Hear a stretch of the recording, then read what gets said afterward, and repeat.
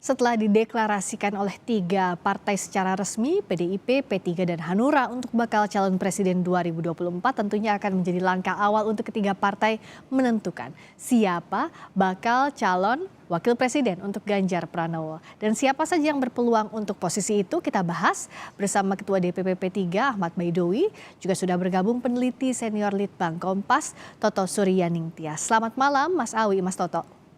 Malam, selamat Selamat pagi. malam. Saya ke Mas Awi dulu. Kalau PLT Ketua Umum P3 Pak Mardiono kan tegas bilang ingin mengulang romantisme antara PDIP dan P3 waktu Bu Mega dan Pak Hamzahas berpasangan sebagai presiden wakil presiden. Jadi artinya sudah jelas P3 ini ingin mengajukan sebagai bakal calon wakil presiden. Kalau iya sosoknya siapa? Apakah Mas Sandiaga Uno meskipun belum resmi gabung ke P3? Ya, itu hasil keputusan Rapimnas. Satu, menetapkan Ganjar Pranowo sebagai calon presiden di pemilu 2024. Adapun untuk cawapresnya diserahkan kepada DPP dengan harapan mengkomunikasikan ke PDIP, menyodorkan nama kader dari P3. Nah, kader P3 itu siapa? Kita belum putuskan. Bisa kader baru, bisa kader yang sudah lama. Tergantung hasil komunikasi dengan PDIP. Karena Pak Ganjar kader PDIP gitu. Soal romantisme, ya memang dulu pernah kerjasama, bahkan sejak Orde Baru kita memiliki nasib yang sama. Terus ada Mega Bintang waktu itu berlanjut ke era Megawati Hamzahas, Ya. dan di beberapa pilkada kita bekerja sama dengan PDIP. Dan terakhir kita lihat Pak Ganjar dengan Gus Yassin diusung oleh P3 dan PDI dan P3 di Jawa Tengah. Alhamdulillah harmonis selama 5 tahun dan membawa dampak yang positif bagi pembangunan di Jawa Tengah. Karena itulah kita tingkatkan kerjasama ke tingkat nasional. Nah, siapa nama-nama yang sekarang sudah muncul selain Pak Sandiaga Uno? Siapa lagi nama lainnya? Nah, belum kan baru ketemu dengan PDIP besok, besok pertemuan P3 dengan PDIP itu Jadi sebelum bertemu menyampaikan. dengan PDIP maksudnya Mas Awi, apakah sudah ada nama-nama yang biasa dititipkan oleh kader? Kira-kira siapa yang diusulkan ke PDIP begitu? Ya belum, besok itu kan baru menyampaikan hasil Rapimnas yang menetapkan capres. Adapun Oke. cawapresnya nanti pada pertemuan-pertemuan berikutnya. Yang jelas pengajuan nama cawapres itu tidak lepas dari keputusan Rapimnas. Nah, kalau dari hasil surveinya Litbang Kompas, Mas Toto, dari dua tokoh Ridwan Kamil dan Sandiaga Uno, siapa yang masing-masing punya peluang lebih dan apa sebenarnya besaran arti persentase masing-masing tokoh ini jika dipasangkan dengan Ganjar Pranowo? Ya, kalau untuk dipasangkan dengan Ganjar Pranowo itu memang sekarang yang lebih potensial kalau dari survei kami bulan Februari lalu ya, ini belum survei yang terbaru Ya. yang kami sedang jalan ini. Kalau dari survei yang lama ini memang Ridwan Kamil. Jadi persentasenya tadi ditampilkan ya, 16%. Kemudian juga kalau dengan Sandi Uno ini memang agak jauh, dia 11,9%. Jadi itu udah melewati margin of error. Ya. Akan tetapi kita juga harus lihat dalam beberapa survei sebelumnya, kami men-track itu sebetulnya cawapres paling favorit itu sebelum Ridwan Kamil masuk Golkar itu sebetulnya Sandi Uno.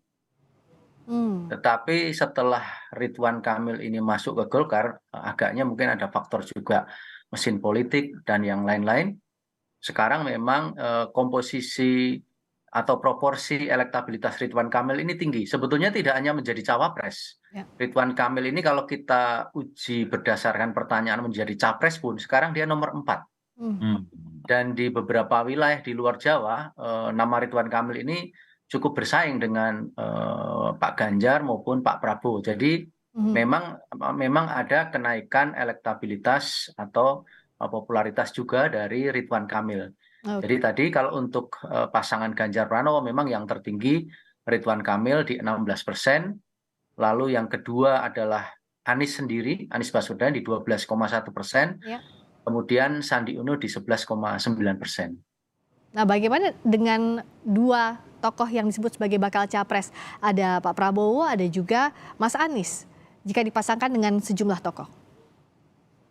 Untuk Pak Prabowo sebetulnya elektabilitas yang paling tinggi masih bersama dengan Ganjar Pranowo. Tetapi angkanya masih di bawah angka Ganjar Ridwan. Jadi kalau tadi Oh, 16%, kalau Prabowo Ganjar itu masih 13,5%. ya. Prabowo Sandi juga 13,5%. Prabowo Anies itu 13%. Prabowo Ridwan Kamil 11,3%. Artinya apa? Artinya Prabowo ini disandingkan dengan Ganjar, dengan Sandi, dengan Anies, Ya. atau bahkan dengan Ridwan Kamil pun sebetulnya tingkat elektabilitasnya tidak banyak berubah.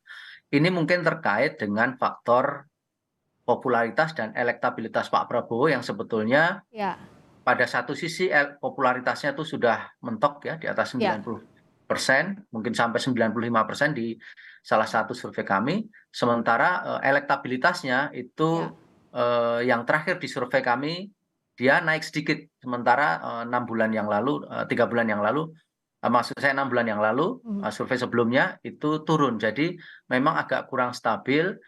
Sehingga ketika disandingkan dengan cawapres Ganjar, Sandi maupun Anies, Pak Prabowo ini elektabilitasnya stagnan di 13,5%. Oke. Sementara Mas untuk yang Anies, maaf, itu elektabilitas tertinggi jika disandingkan dengan Ridwan Kamil. Oh, Dia ada 14,7%. Sementara kalau disandingkan dengan Sandi Uno 14,9%. Tetapi Anies ini justru sebetulnya paling tinggi kalau disandingkan dengan Ganjar Pranowo sebagai cawapresnya. Dia 15,1%. oke. Nah, kalau dari nama-nama tadi, P3 kan Mas Awi masih belum mau ngomong siapa cawapresnya meskipun yang sudah bisa diajukan kader belum mau karena nanti ketemu dulu PDIP baru bahas soal namanya. Tapi sejauh ini kalau bicara soal tokoh potensial apakah juga menimbang setelah pertemuan dengan KIB kemarin, Mas Awi?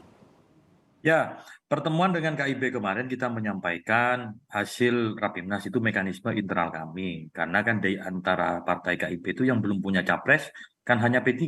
Ya. Kemudian hasil Munasnya mencapreskan Pak Erlangga yang sampai saat ini masih bertahan.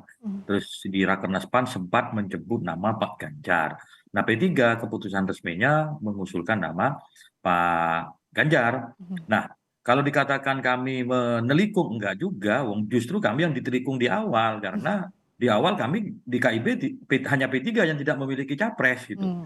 Nah, terus kemudian ketika P3 mengusulkan capres kok dibilang menelikung, ya enggak juga, enggak fair saya kira. Karena sampai sekarang KIB itu masih solid. Nah, KIB ini bisa menjadi KIB plus-plus ketika nanti capresnya sama-sama Ganjar gitu. Kalau kemudian capresnya tidak sama, ya mohon maaf, karena kita bertemunya dulu baik-baik, ya kalaupun ada perbedaan ya nanti berakhirnya juga harus juga dengan baik-baik menyampaikan kondisi terkini. Dan terkait dengan nama-nama, tentu kami masih memiliki waktu sebulan atau 2 bulan untuk mengeksersis tokoh-tokoh, baik itu tokoh yang baru ataupun tokoh yang lama di P3. Kan tokoh P3 tidak hanya di Jakarta, ada juga di beberapa daerah yang potensial, kenapa tidak kita usulkan juga. Atau misalkan tokoh yang selama ini berafiliasi dengan P3 dan belum memiliki KTA, tapi kemudian bergabung dengan P3 dan memiliki kartu tanda anggota, itu juga menjadi kategori kader P3.